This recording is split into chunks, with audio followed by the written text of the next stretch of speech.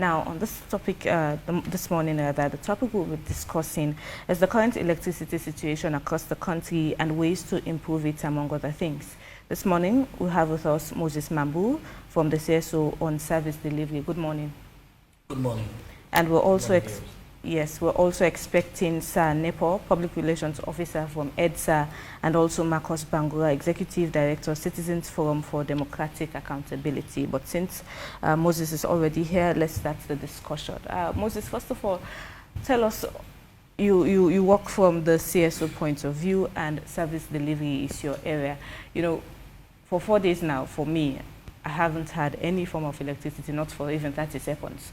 I wonder if it's the same for you or it's even worse. So take us to, you know, not from the CSO to start with, but what's your experience so far? Well, thank you very much for this opportunity, and good morning, Sir Leone. It is concerning currently with the situation of electricity, especially in the capital city.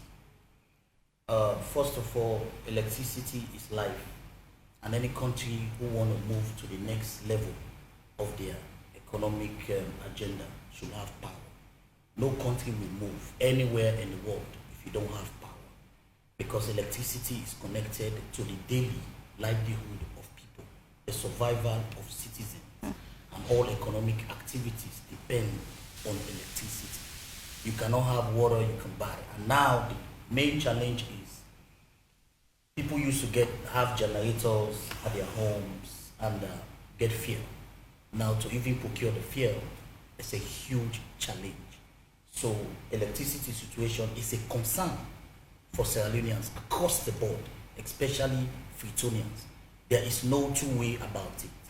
As a consortium working on service delivery, our work is to make sure we look at service delivery in a broader picture. Look at what government is doing right, look at what government is not doing right, and how we can shaping up the policies of government to make sure they deliver better services for the people. Now, for the past 2 weeks, we have spent extensive time, because we recognize as a consortium, we know this and citizens are aware, that President Mio and his government, when they came to power 2018 to date, have made huge investments in the energy sector. Before even the advent of President Mio, Sierra Leone as a country have made huge investments in electricity. But the question remains, what have we been able to achieve as a people, as a country, when it comes to electricity? Because as I said in subsequent meetings, we are on a state of emergency when it comes to electricity as a people and as a country. Now, for the past 2 weeks, as I said, we have gone across all EDSA facilities. We have held meetings from the president of this country to the top management of EDSA to look for solutions on what is going on. And I'm here to lay down the truth to the people of this country to know what's going on. What's EDSA communicating that public doesn't know through their press releases about what the situation really actually is? Now, EDSA may be professionals. You can be a professional, just like if you are putting out information regarding AYV, you can be professional. But when somebody is working with you from the outside or a third party, the information they gather might be different from what you are putting out. So what we have been able to do is to genuinely engage the sector players, because electricity sector is a big one. It has a component that has to do with development partners, World Bank and the energy producers. It has a sector component that has to do with energy procurement and distribution, which is EDSA. It has to do with the aspect of policy, which starts with the president and the ministry and the minister. So the sector is so huge. If you don't take your time, each of those sectors are what we refer to as tripartite. They all work together. Now, what have been happening within the sector is, I can tell citizens of Sierra Leone today that the president of this country is 100% and more committed to make sure Sierra Leone have reliable electricity, reliable and affordable electricity. He is committed to it. Even yesterday... Mambu, that's not the question. The question is, what is the problem? The question is not about the commitment of the president as at now. It's about what is the problem, what's the current status, what have you discovered? Yeah, that's where I'm coming, because you have to build the premise. Because citizens in their mind is, including myself, that the government is not taking the energy situation seriously. So as an independent CSO working with service delivery to make sure government deliver electricity service to the people, we have to make sure the findings are out. And based on the findings that will be out from what we have gathered, we also must make the people understand clearly what are in the minds of the politicians, the policy makers, because mind you, electricity is capital intensive. It's huge investment. Now, as I said, the president and the government are committed in providing electricity to the people. That is sure. But the bottom line of all of this, the resources that they need to make sure that happen are not available at their disposal. The revenue generation, the whole Sierra Leone GDP that we are sitting on, is not enough to provide 24-hour electricity for this country. That is one. The independent electricity providers that we have, for government to pay them, because there are two-track approach to it. We had tariff increments when it comes to energy in the past. Now, those tariff increments have been met with a huge backlash from the public. What is the backlash from the public? Electricity theft. Now, when you raise the price, citizens have been bypassing the main connection system, stealing the electricity. So even when the tariff are up, EDSA is still running it in a loss. This is fact because I saw bank statements, procurement of electricity versus what they are getting from the public. So they are running at a huge loss. So now, the investments that EDSA is supposed, or the sector is supposed to be making in the energy sector are not forthcoming. Two of the things we also find out, the commitment of the development partners. World Bank have been committing resources. They are making, governments have been committing resources in revamping our energy sector. But trust me, it will interest you to know that those commitments of resources are just in paper. As I'm speaking here, we have over 200-300 consultants, different people coming in from those resources countries, coming in to do different stock take on what to do with the energy sector. For us, that is not what we want. There have been a lot of documents, there have been a lot of proposals, there have been a lot of roundtable discussion when it comes to energy. What the people of Sierra Leone are interested in now, when will the light be turned on? And for the light to be turned on, you need all of this investment for the light to be turned on. Now let's come to the car power ship, for example. We have a stopgap measure that started during the last government, which is the car power ship. 2 were here. Now 1 left.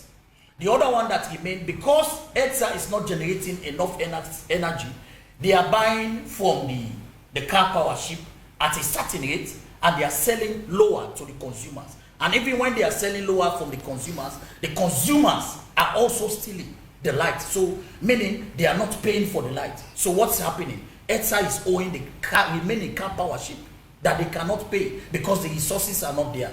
Now, the current state of Sierra Leone economy is, we are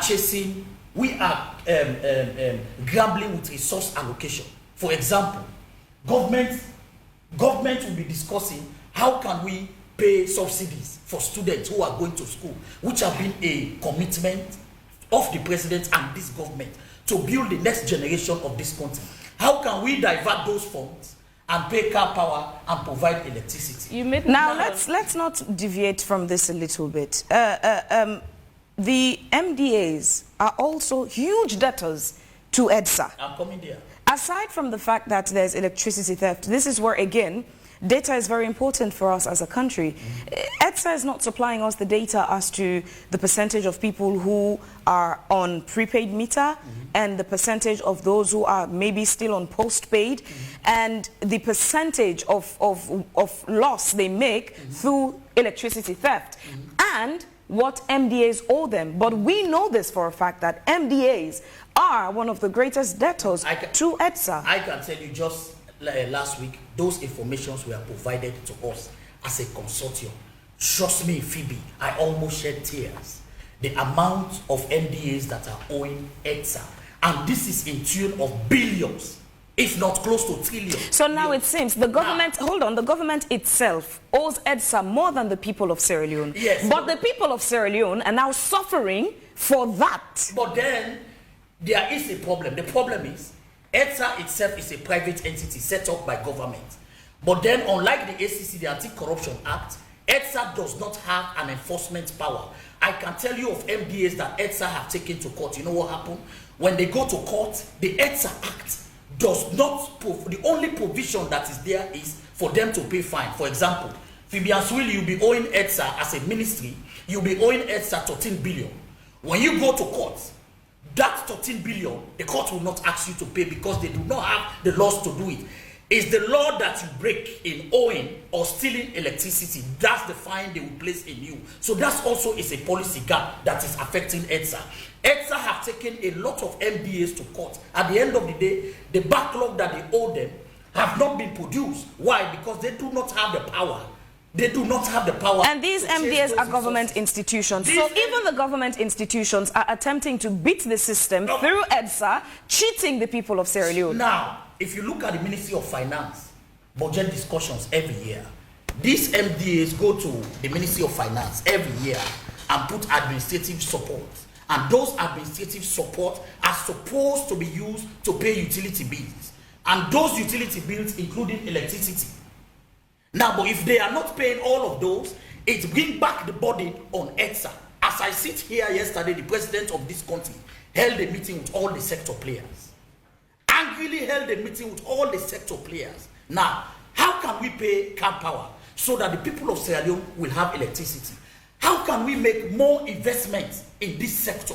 So for us, we are here to let the people know that yes, that is a fact, that the president of this country is committed in providing electricity. But he is just one man. The sector is cumbersome and large. So how can all this sector come together in actualizing some of these things that we are bringing out so that the people of this country can access electricity? Phoebe, let me tell you this in passing.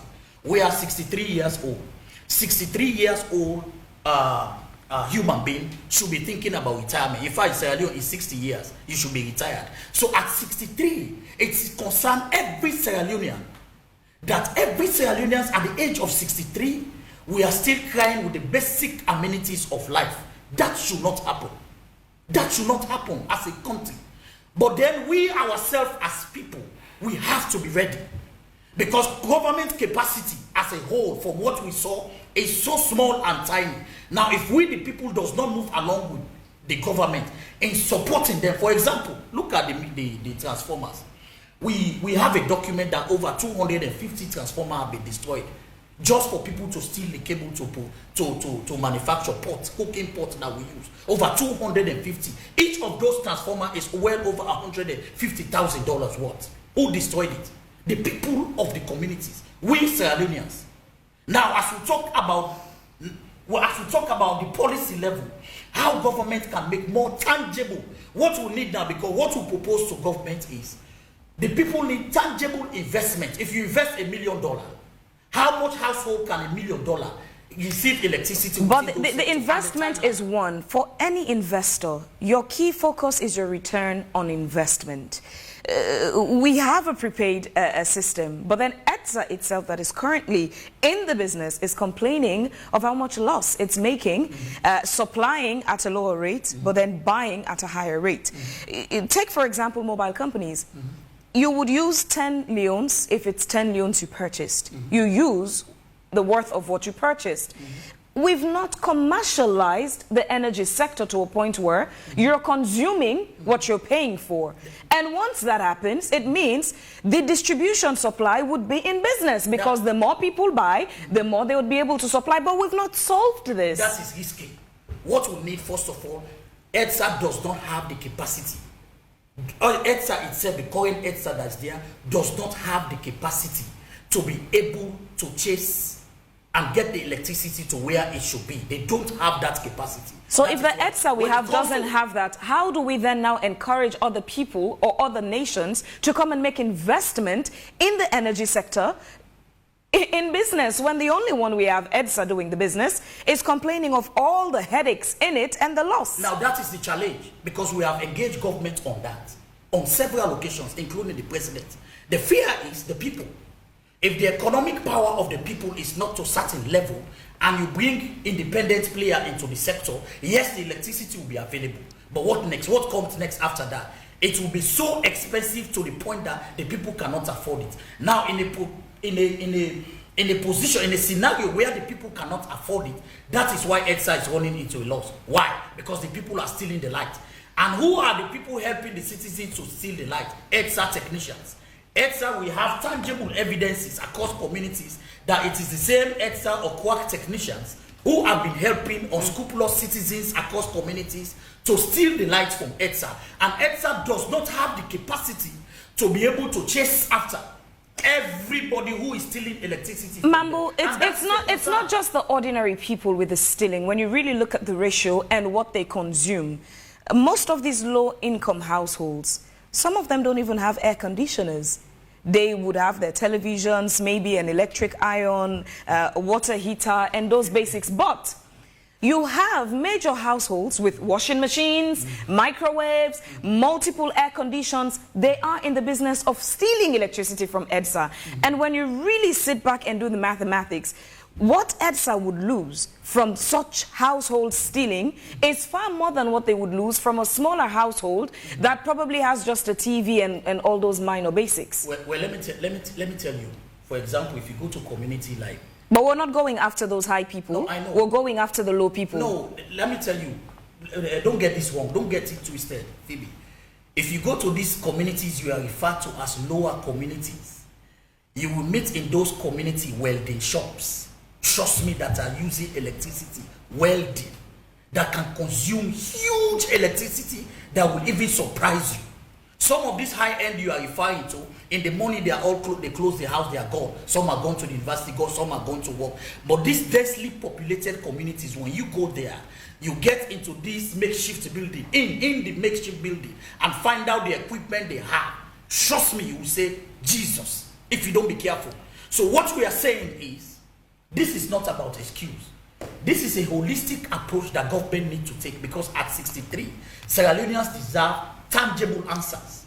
And those answers should be credible, should be factual, and those answers should lead to procurement or producing or giving letting households have access to electricity. Because all of what we are talking about, Sierra Leoneans are concerned when I put my switch on, when will I access electricity? Those are the things they are concerned about. Now, as a consortium, we can tell Sierra Leoneans emphatically that yes, the commitment from the presidency and his government in providing electricity to the people is there. We have seen it. We have seen documents. We have reviewed paperwork. We have held several meetings with sector players on how they are working day and night to make sure Sierra Leone have access to electricity. Are we yielding fruit? No. Why? Because the capital we need to invest in the sector for Freetown to have 24-hour electricity, it is not yet there. One of the hopes Sierra Leoneans had was the MCC money.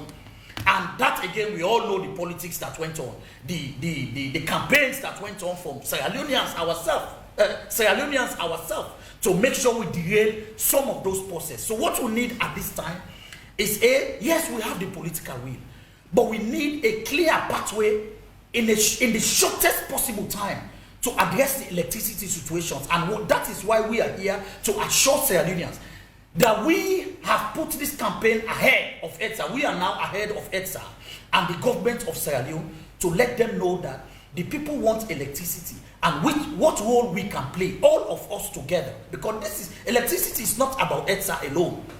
Sierra Leoneans need electricity. The government needs electricity. Electricity can topple a whole government, can make your government very unpopular.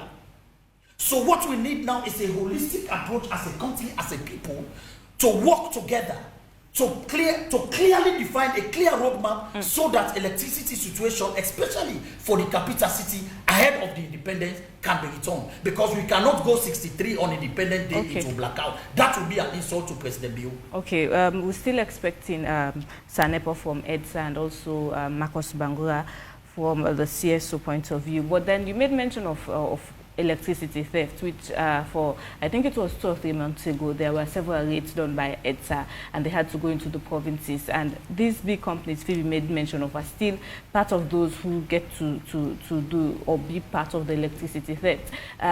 Is that all? What's the way forward? What's the next step? Because again, there are always going to be people who want to beat the system, who try other means. But what's the way forward in terms of, Sierra Leoneans having electricity? So one of the concerns EDSA have is to review the laws. The Electricity Act needs to be reviewed, just like the ACC Act that have now enforcement powers and huge penalties.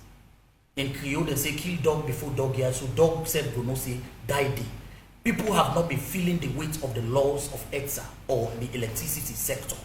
So that is why when those things happen, if you don't have the enforcement power, like the SEC, when you steal, they know that they are not only going to recover the money you steal, but they are also going to levy a huge fine on you. So they will recover the money you stole, and then you're also going to pay the fine. So ETSA is constrained in that area because we cannot set up a private entity that government will continue to subsidize. That will not continue to happen.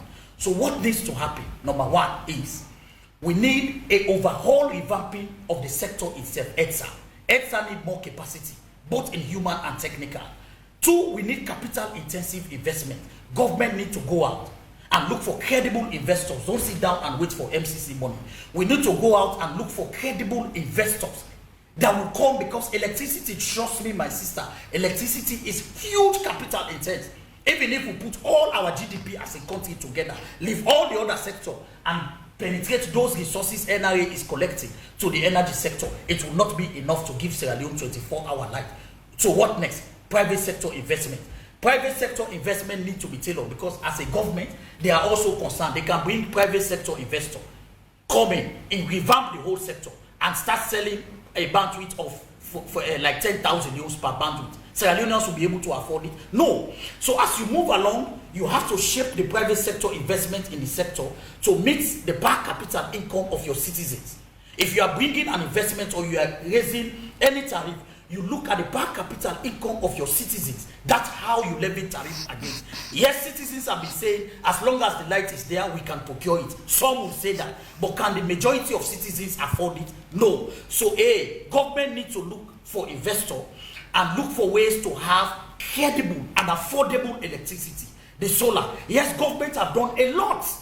These governments have done a lot when it comes to rural electrification. The evidences are there.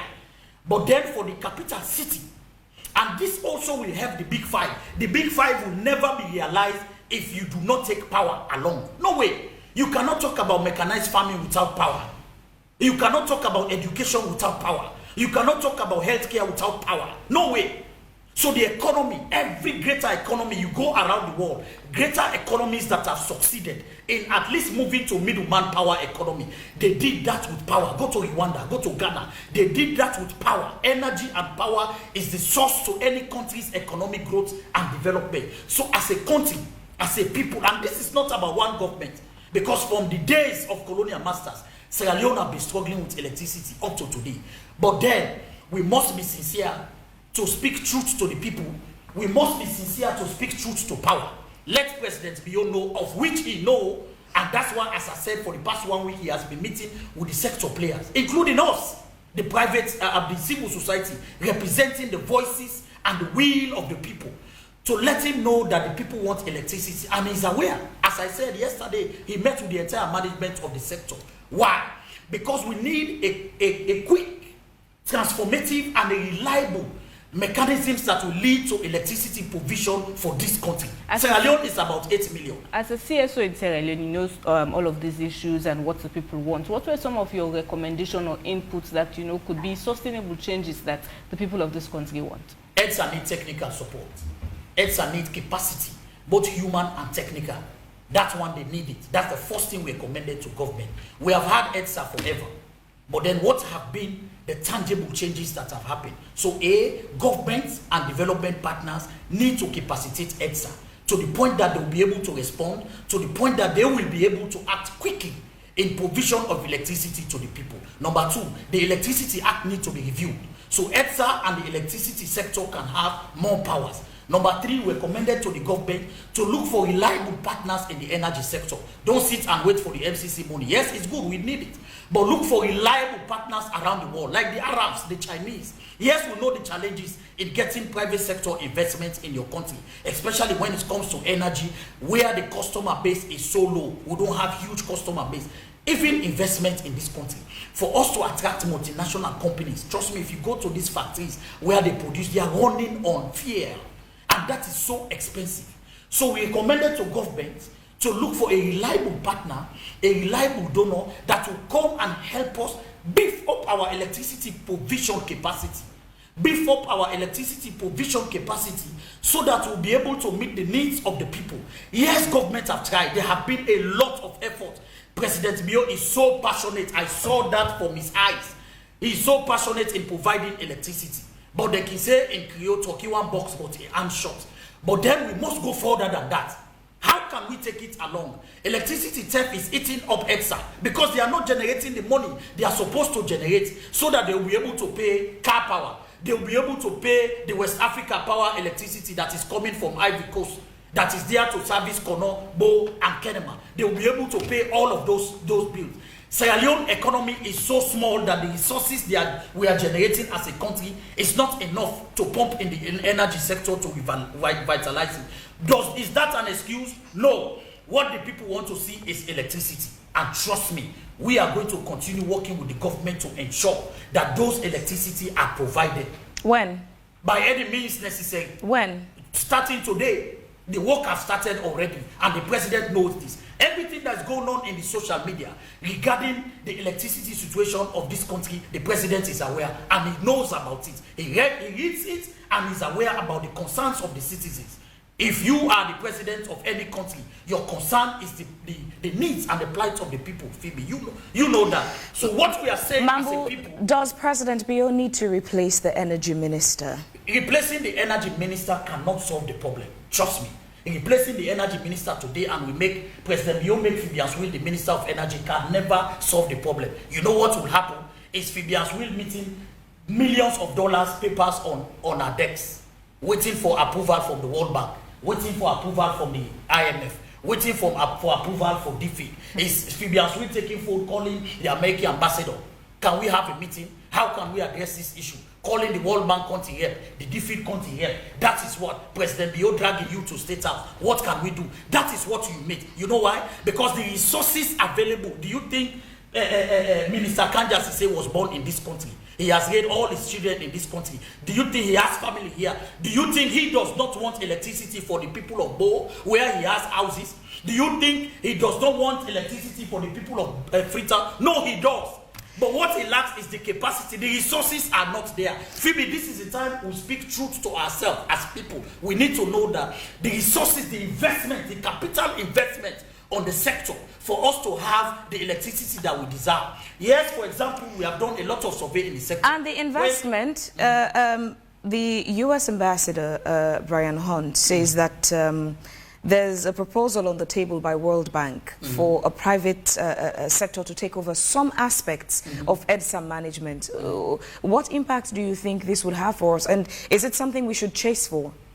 As I said, if you go back to what I said earlier on, private sector investment is something we should always chase for. But as a people, as a government, need to be very cautious because you have to weigh the private sector investment. You yourself said it earlier on when we are in now the question is not about generic private sector. I'm specific about this particular announcement that the U.S. ambassador made. That's what I'm saying. Private sector investment in the sector is important. We want it. That proposal is laudable and we need it. Now, what we are cautioning government to do is any private sector takeover of the energy sector, the government need to take into cognizance the household capital income of the people. Because if you bring a private sector, mind you, they are coming to invest their money. And when they invest their money, you need your money back and profit in return. So what that tells you, they are going to shift the burden on the people. So private sector investment is good. In fact, we should decentralize. For example, give Abadi to a private energy. Mambu, wouldn't it be a good thing if we have, say, multiple investors in the country on the energy, and then it doesn't become mandatory for people to subscribe? It's like now we have mobile companies. Yes. You could subscribe to either one. There's Kathy, there's that. You could choose which one you subscribe to. Those who feel like the expensive one, maybe because it's reliable, they would subscribe to their services, do it. Wouldn't that also be part of our solutions? That would be a constitutional matter. Mind you, energy is a right of the people to have access to it. And it is the mandate of government to provide it, just like education and your rights. There are things you cannot take away from the people. If you do that automatically, you will have constitutional arguments all over the place. What we need is a tangible solution Private sector investment in the sector, it is good. We want it, but it should be shaped to make sure the people are not ripped off. All right? To make sure the people are not ripped off. If you go to the West, private electricity providers are there, but you know what? The people's income can match it. Every 2 weeks you receive your pay, your $100, $200 right, like me, you can afford it and pay. But can every Sierra Leoneans who want to have access to electricity, mind you, electricity can change the household economy of citizens. Now, if you take that away from them, Mami Modu, who is making her cold water to sell so that she can feed her family of 4 with no husband as a widow, will then be left naked. Because if you cannot afford the high purchase, then you cannot have access to electricity. That's a human rights concern to all we raise. So we need, as a country, a national discussion on our energy sector. Yes, we need private sector players. Phoebe, trust me. Make no mistake about it. We need private sector players. But we need private sector players in the sector that will not transcend a huge body on the people. Because mind you, just like fear, when we discussed fear, when fear was ready to go up, yes, we the people who buy our 20 liter. But the big factories that are buying the barrels, we are making more profit than the people. So when government pays subsidy, they are profiting and the people are running at a loss. That was why we recommended, no, government, you don't want to remove the subsidy because the bigger companies are benefiting more. This is the same with energy. Private sector players are very important, Phoebe, in this sector, but they should be tailored. What we need is homegrown. Phoebe, we have water. Look like Bumbuna. We can go for Bumbuna phase 2. Go for Bumbuna phase 2. Get Bumbuna phase 2. Get all the other dams like the Big Congo, get them all up and running through private sector investment, grants, loans from IMF. We can do this. We can do it. That was what Ghana did. The Akosovo Dam was huge loan on Ghana. When that dam was built, the Ghanaians were crying that we are going to take 100 years to pay, but today they are enjoying it. Today the dam is servicing them, even though generations and generations, the people of Ghana have been paying that loan, but then they are enjoying the electricity. So government need to take sometimes hard decisions. And this is the time we need President Bio, as a brigadier general he is, to put on his armor and stand up for electricity. Because electricity alone can make him achieve his big 5 game changers in 2 years. Okay. Without electricity, even the rice production, you are producing rice. You need the mechanisms to put in place so that when those rice are being planted and produced... Mambu, as we forge, I just remember that President Bio is a civilian president. You're reminding him to put on his hat as Brigadier General. No. He's retired Brigadier General. No, when he brings the military arm to it... No, you are forgetting... Would you be tolerating that as CSO as well? Yeah, no, go back and read the Constitution. The President Bio, the civilian president, is the head of the military. Do you know that? He is. That's so one thing. But to put the Brigadier General, so you're evoking his military status. No. The question is, if that happens, would you, as part of the civil society a team in Sierra Leone, be tolerant and accepting towards that as well? The Constitution guarantees the president of the Republic of Sierra Leone as the head of the armed forces of the Republic of Sierra Leone. So evoking that is just calling on the president to play his constitutional role. This is constitutional. He is the head of the army. Let's come back. Play his constitutional role in making sure that the sector is revamped. The energy sector is revamped. Let's come back to the electricity situation, the blackouts, which is becoming such an inconvenience. Well, it has already become an inconvenience to many Sierra Leoneans, if not all. Big time. EDSA does not seem to be making themselves available for communication to the public except through press releases, which does not give the public an opportunity to ask more questions and get more information on the situation. But you've mentioned here your engagements with EDSA and with the president and all. What's the solution they're bringing on board? What have you heard from them? Because give and take, all the talks we sit here to the communication we engage ourselves in, the press releases and everything, bottom line is, to the people, it's about when the switch is on, there's light. That's all that matters, that's all that counts. Yes, now, you cannot be the player and you be the ref at the same time. Because I know you, I know the team you are supporting. If you have a way to hold the whistle when your team is playing Phoebe, you'll be able to blow penalty for your team to score. This has nothing to do with Bow Rangers. No, I'm coming. No, that's where I'm going. If you have the opportunity now to hold the whistle for Bow Rangers to blow when they are playing against the mighty FC Kalon, my team, trust me, you hold the whistle and blow it. This is the position EDSA is. They have lost credibility with the people. They have lost credibility with the people. And when you have an institution that have credibility with the people, what they will result to is press releases. Now that is those stopgap measures. That is where we come in as independent CSOs working on service delivery. Because if your voice is not trusted, you cannot communicate what I'm communicating to the people.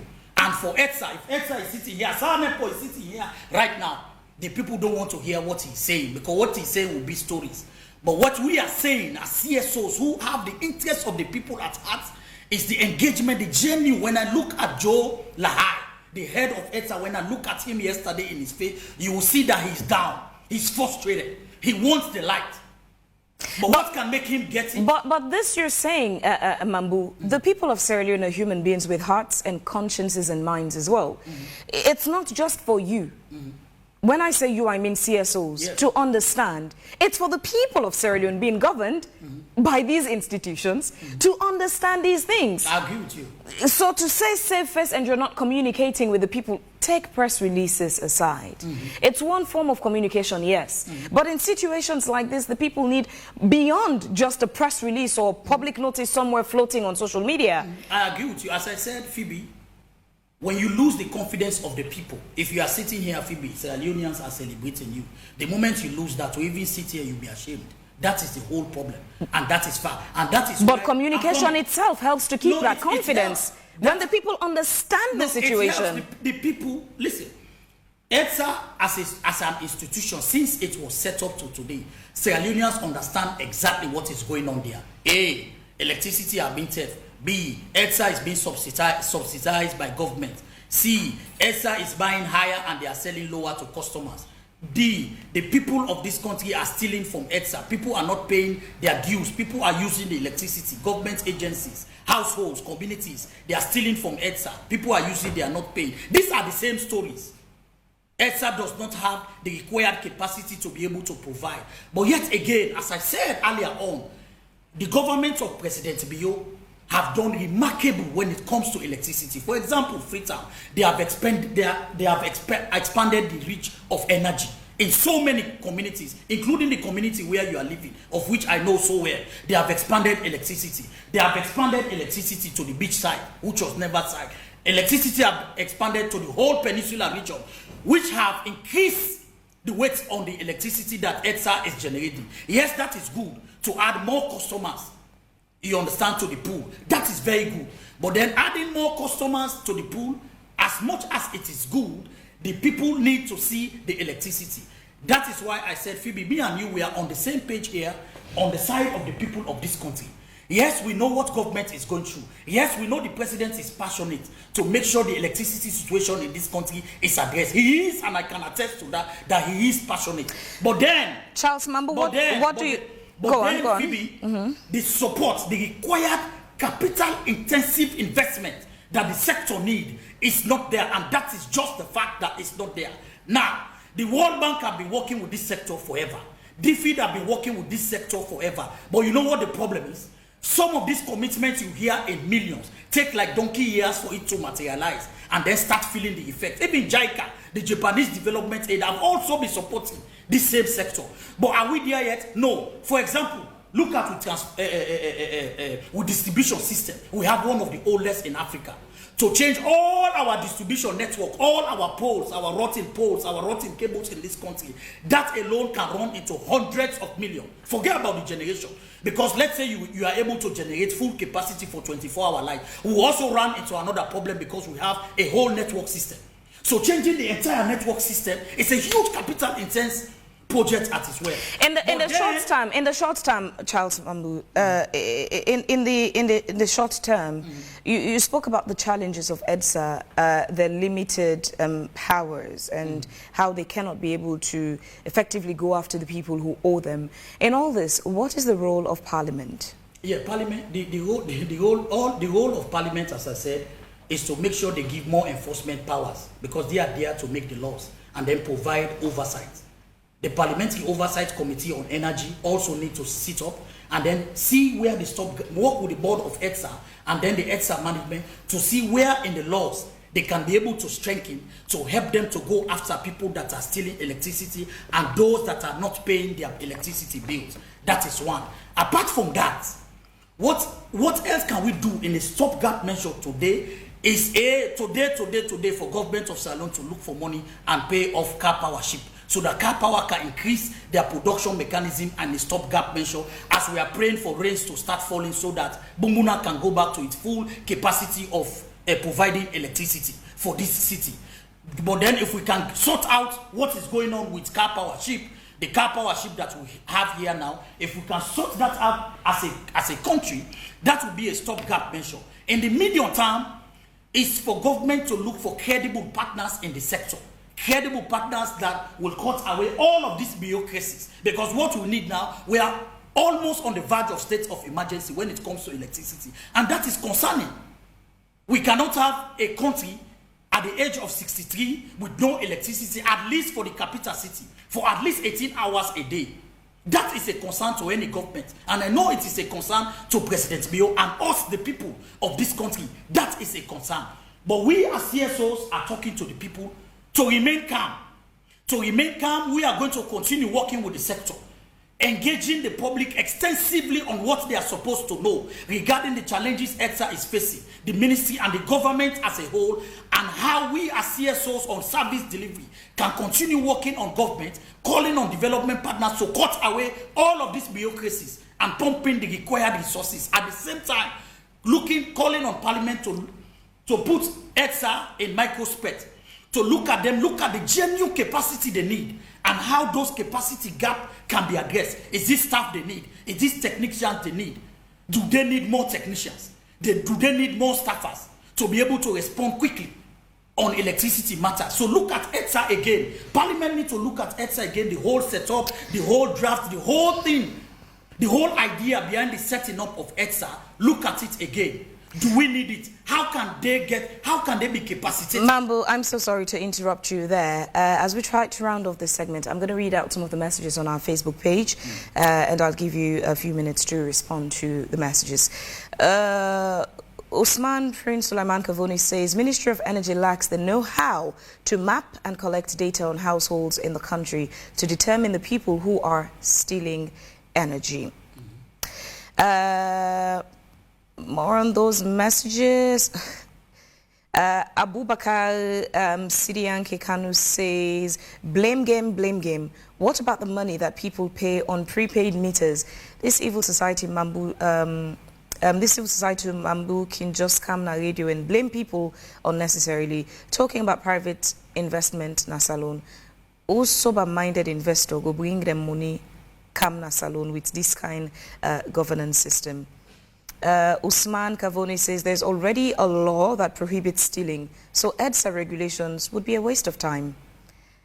Mohammed El Jallo says, good morning, AYV. From 1961 till now, we have not solved the basics in our country. It is very disheartening that a country that experiences 6 months of rain and 6 months of sunshine cannot provide good drinking water and electricity for her citizens. Ronald George Stone says, instead of him holding the authorities and his government's failure to account, he's been tatting up. So many messages here.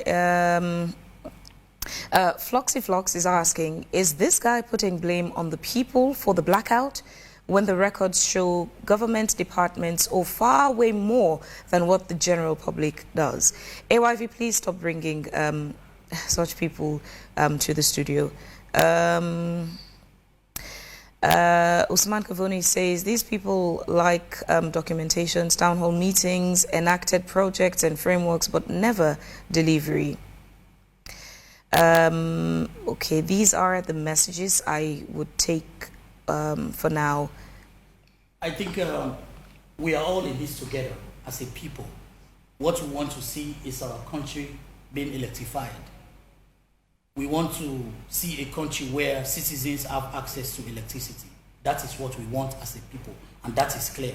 And government knows this, that they themselves knows this, that no country can move even to middle manpower, because that is where we have moved the face from the war to reconstruction and rebuilding. Now Sierra Leone is chasing the middle income economy. So for us to get there, the government is aware that we can never make it to the middle income economy if we don't take energy and power along. So they are aware of this, of which we the people are happy. Is that enough? No. What we can continue to assure the people is to remain calm, remain steadfast. We are going to continue putting pressure on the government for them to deliver on the energy promises they made.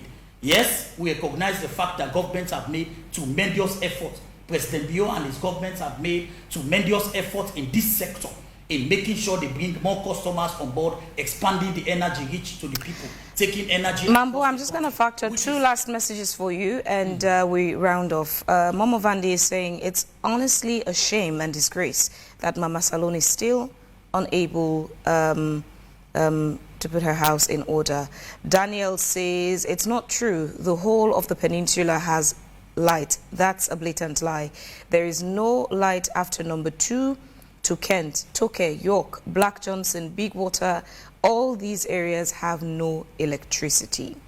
And finally, Mohamed El Jallo says, good morning, AYV. The issue with electricity in Sierra Leone cannot be solved by our politicians, both current and past, even if they're given $1 trillion. The reasons for me saying this are as follows. 1, firstly, they are all corrupt to the core.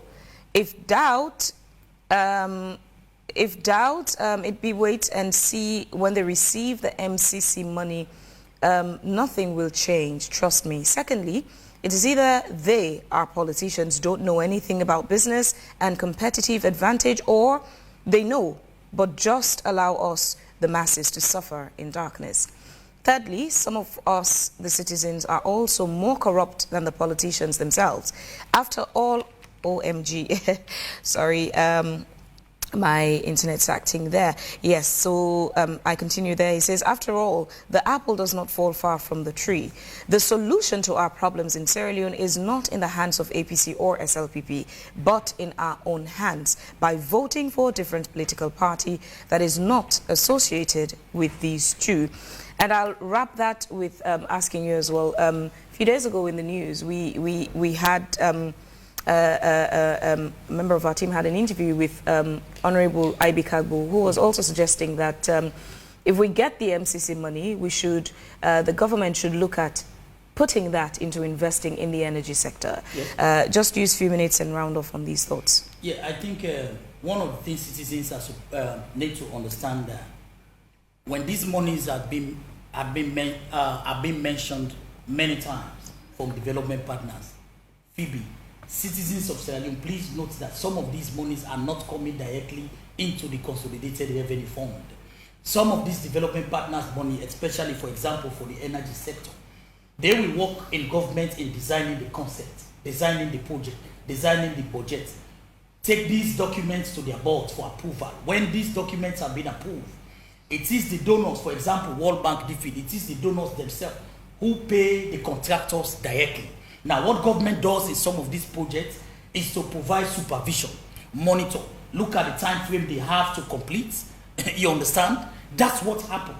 It's not that when they say, oh, DFID is spending $200 million in the energy sector, they are going to pay $200 million into the consolidated revenue fund. No, that is not what is happening.